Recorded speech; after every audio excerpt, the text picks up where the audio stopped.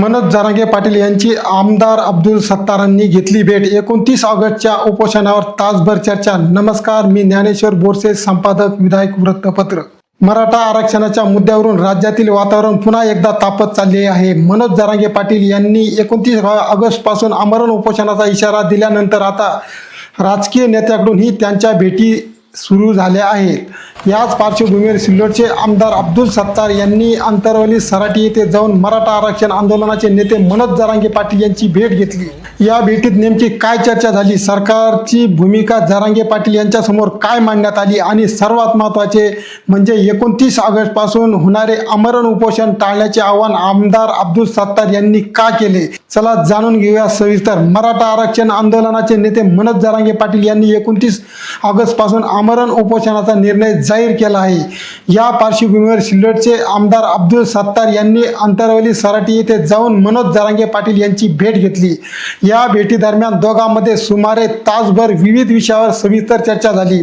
मराठा आरक्षणाचा प्रश्न, आगामी आंदोलन आणि त्यातून निर्माण होणारी परिस्थिती या प्रमुख विषयावर चर्चा झालेली दिसून येत आहे. या चर्चेदरम्यान आमदार अब्दुल सत्तार यांनी मराठा आरक्षणाच्या प्रश्नावर सरकारची भूमिका मनोज जरांगे पाटील यांच्या समोर मांडली. जरांगे पाटील यांनी 29 ऑगस्ट पासून आमरण उपोषणाचा निर्णय घेतल्याच्या पार्श्वभूमीवर सत्तार यांनी या आंदोलनामुळे निर्माण होणाऱ्या संभाव्य परिस्थितीबाबतही चर्चा केली. त्यांनी मनोज जरांगे पाटील यांना आमरण उपोषणाचा निर्णय टाळण्याचे आवाहन केले. तुमच्याबद्दल बाकीचे काय संकट काय आहे ते सोडून द्या, पण तुम्ही ज्या वेळेस शिरसाट आणि बावनकुळेंबद्दल एवढी नाराजी गेली समाजात, भयानक. काही चुका झाल्या असेल दुरुस्त करू ना. दादा काही चुका बी झाल्या होऊ शकते ना माणसं. मधून त्याला तुम्ही दुरुस्त करा ना. आमच्या तुमचे संबंध नाही पहिल्यासारखे झाले तर मग बोला. आम्हाला काय घेणं राजकारणाशी, आम्हाला घेणं देणं कोणाशी, आमच्या लेकराशी, समाजाशी. राजकारणामध्ये कधीही दुरुस्त करा म्हणतोय, हमेशा म्हणतोय ना, रोज तेच चालू आहे. मी हे शब्द जे बोलला आपण दादा, मी कधीही खोटं सांगणार नाही. मी तुम्हाला जे सांगतो, नेता करून करून काय करेल, नाही काही पैसा करणार देईल, नाही हो, नाही पैसा वाटेल समजा. नाही हो. अरे पण मत देणार तर गरीब तुमच्या बाजूने पाहिजे. नाही हो, त्यांनी गरिबी पाहिली, तुम्ही पाहिलं ना. एकनाथ शिंदे साहेब एक सार्वजनिक गरीबी पाहिली, गरिबीचं देवावरच केला होते आमच्या गरिबीचं कौशल्य माया येत नाही काय माहिती. दादा कोणीतरी तुम्हाला चुकीची माहिती देऊ लागली असं मी तुम्हाला खोटं सांगतो. गॅरंटी बोलतो का मराठा समाज असो का कोणताही समाज, जसं छत्रपती शिवाजी महाराजांकडे 18 करोड जातीचे लोक होते, आज तुमच्याकडे बी आमच्याकडे ते सर्व जातीचे लोक येऊ लागले. 10 ती तुटले तरी चालते त्या खाली. गरीब जर तुटला तर तुटतच नाही. मनाने एकदा जर खचला आणि तुटला गरीब कवाच जवळ नाही.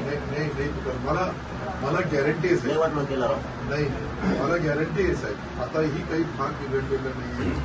थोड्याफार ज्या काही चुका झाल्या असतील त्या दुरुस्त करू ना. शेवटी पुढे गेलो तरी सरकार असेल, तुम्ही असेल, 2 पावलं पाठीमागून पुढे येऊन हा विषय आणि ओबीसी बांधवांना ही तुम्ही विश्वासात घेता. तुम्ही काय असं नाही की ओबीसीवर अन्याय करा असं कालच काम केलं मी ओबीसी हो कालच केलं न होणार तिथे फार हात पाय मोडून टाकले होते, दवाखान्यात होता. आता गुन्हा दाखल होत नाही. आमच्या घरांची एसपी साहेबांनी लगेच आरोप अटक केले. 4 दिवस राजकीय दबावपोटी होत नव्हती. होऊ शकतो, पण तुमच्याकडून न्यायच मिळतो.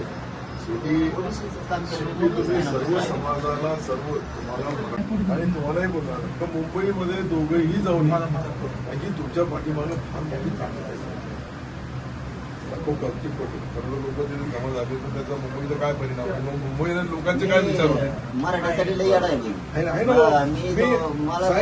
काळ्या दगडावरची दादा, काळ्या दगडावरची पांढरी रेष आहे की तुम्ही जे पद्धतीने काम करतात त्याला कुणीही काहीही बोलू शकत नाही. पण माझी इच्छा आहे तर तुमचा एक छोटा भाऊ मोठा भाऊ म्हणून मला जे बोलण्याची 2 मिनिटं संधी दिली.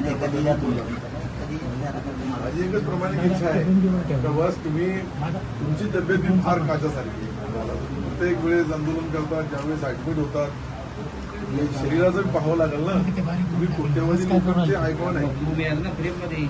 आता बहिणी जर शरीरात गरिबांच्या लेकराचं उघड्या डोळ्याने काय जगण्याचा अर्थ आहे. उदाहरणार्थ काय करण्याचा अर्थ आहे. तसं माझ्या समाजाच्या लेकराचं सुखच नाही तर मी मायाव्यात अंतरात बघून काय करू, जगून काय करू, काय मी टोकाचं करणार आहे आंदोलन. आंदोलन करा पण टोकाचा करू नका. माझी तुम्हाला एक हात जोडून यांनी लय वाटलं केलं साहेब, तुमचं तुम्ही पाहणार शरीर कसं आहे, किती दिवस करणार, किती कसं, ते इतकं सोपं काम नाहीये. मेडिकलचा रिपोर्ट तुमचा जो आहे त्या झोप येऊ पद्धतीने देणार नाही सरकारला मराठीचं नाही, ते ठीक आहे. तळतळाट झोप नाही परंतु येऊ देणार. माझी एकच तुम्हाला हात करून विनंती की तुमचा भी शारीरिक दृष्टिकोनातून तुम्ही योद्धा आहे. युद्धभूमीवर योद्धाच नसला तर मग काय होईल, कसं होईल? मला ते बी तुमच्या जीवाचं पाहावं लागेल ना. तुम्ही एकटे नाही आता, कोट्यावधी लोकांचे तुम्ही आयकॉन आहे. त्यांच्या हृदयामधल्या हार्टमधल्या ज्या संभावना ज्या असतात त्या तुमच्या हार्टशी जोडलेली आहेत. बाकी आपल्याला राजकारणामध्ये तुम्हाला जे तुम्ही करणार त्याला तुम्हाला कंट्रोल करणं इतकं कोणालाही राज्यामध्ये देशामध्ये सुपनी मला त्याची आठवण आहे. परंतु तरीही विनंती करणं हे तर आमच्या सारख्या कार्यकर्त्याचं काम आहे. त्यामुळे ही भेट केवळ सदिच्छा भेट न राहता मराठा आरक्षण आणि आगामी आंदोलनाच्या पार्श्वभूमीवर महत्त्वाची राजकीय भेट मानली जात आहे. मनोज जरांगे पाटील यांनी मराठा आरक्षणाच्या प्रश्नावर सरकारला 28 ऑगस्टपर्यंत ठोस निर्णय घेण्याची मुदत दिली आहे. या मुदतीत निर्णय न झाल्यास 29 ऑगस्टपासून अंतरवली सराटी येथे आमरण उपोषण करण्याचा इशारा त्यांनी दिला आहे. कुणबी नोंदीत जात प्रमाणपत्रे आणि मराठा समाजाच्या आरक्षणाच्या मागणीसह विविध मुद्द्यावरून जरांगे पाटील सरकारवर सातत्याने टीका करत आहे.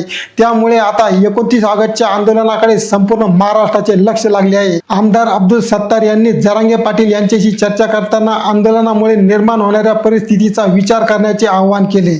आमरण उपोषणामुळे आंदोलनकर्त्याच्या आरोग्याचा प्रश्न निर्माण होऊ शकतो, तसेच राज्यातील सामाजिक आणि प्रशासकीय परिस्थितीवरही त्याचा परिणाम होऊ शकतो.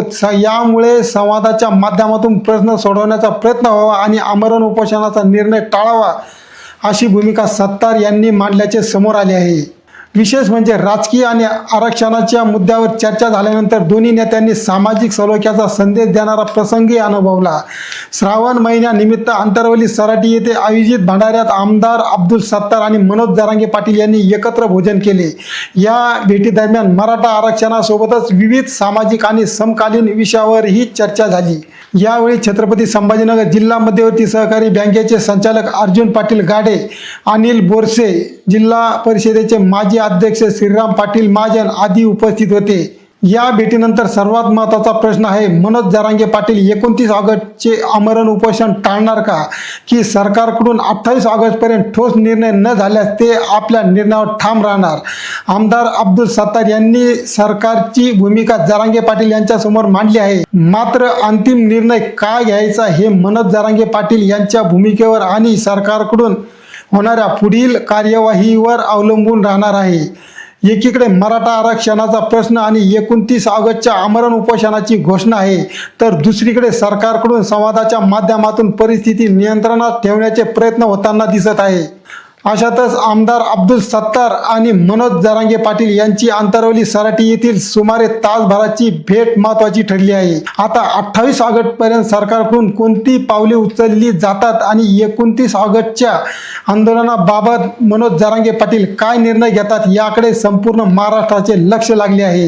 या भेटीबाबत आणि मराठा आरक्षणाच्या पुढील घडामोडीबाबतचे अपडेट जाणून घेण्यासाठी आमचे चॅनल सबस्क्राईब करा, व्हिडिओ आवडल्यास लाईक करा आणि ही माहिती इतरांपर्यंत शेअर करा. पुन्हा भेटूया एका महत्त्वाच्या बातमीच्या सविस्तर विश्लेषणासह. धन्यवाद.